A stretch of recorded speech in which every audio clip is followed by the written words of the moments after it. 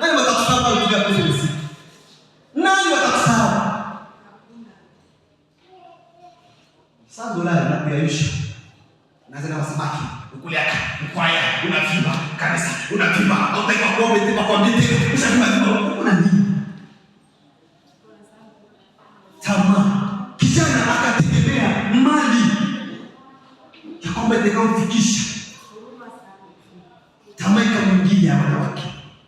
Akatapakanya mali kwa njia ya uasherati. Huko nje kuna watu wanajua kupekenya mali ya wengine. Mali ya wajinga wanazipekenya vizuri. Hata mimi kikana kupekenya hizo vizuri. Kile kana zipekenya vizuri. Niko Kristo. Tapekenya hiyo vizuri.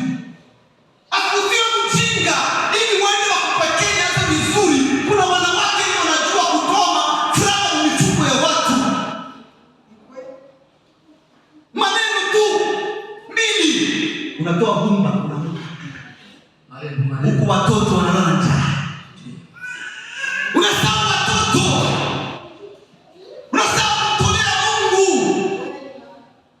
Kazi ya Mungu inalala, lakini wewe kwa sababu siku naenda katepa. Kufanya nini? Hii katepa sio? Ndio katepa. Katepa hii. Mwenye na kwa ndani. Sodoma na Gomora. Huruma sana. Vijana wanaishia kila siku usiku. Na hapa hapa. Kwa mwai. Hapa kwa mwai. Kuna mtu mmoja miaka kati yake na mwana atazama ni magafi mkama mtumishi. Tuko pale polisi wanamfunga. Nikasikia ukisema mtazamo kumbakiza sema huko.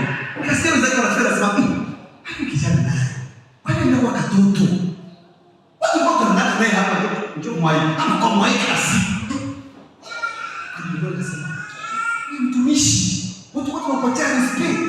Kumbe kwenda kila siku mwai. Sasa nataka mwai na kwa watoto wadogo. Nikasikia na Rwanda.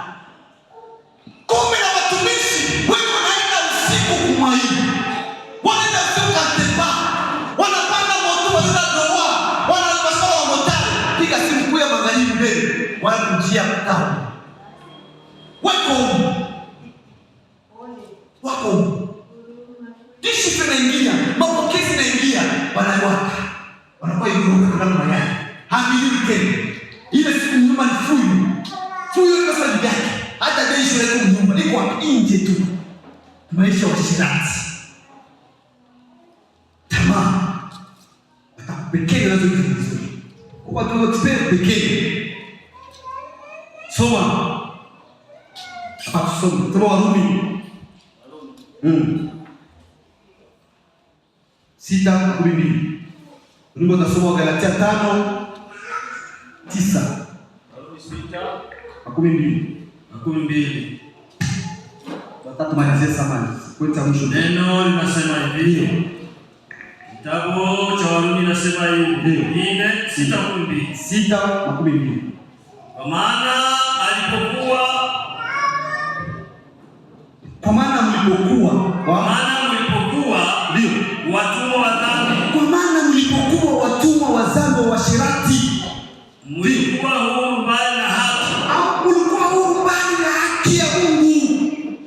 Bwana usaidie sana. Wewe ambao katika maisha ya shirati, maisha ya ulozi, maisha ya kusengenyana, maisha ya tamaa, maisha ya mbali, ulikuwa huru mbali na haki za Mungu.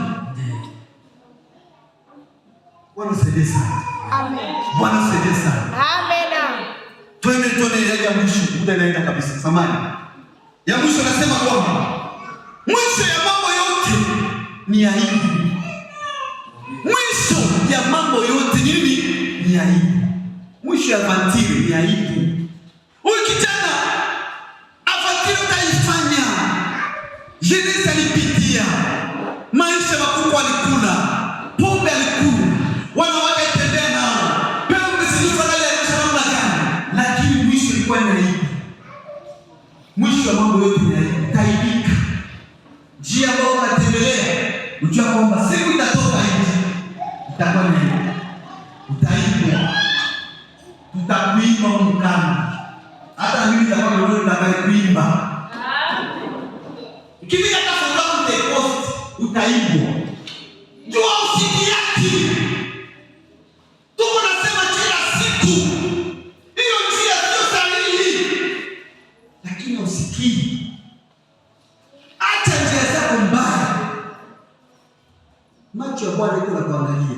Kuna siku inaseka ndio mwisho na kutapika. Utaibwa.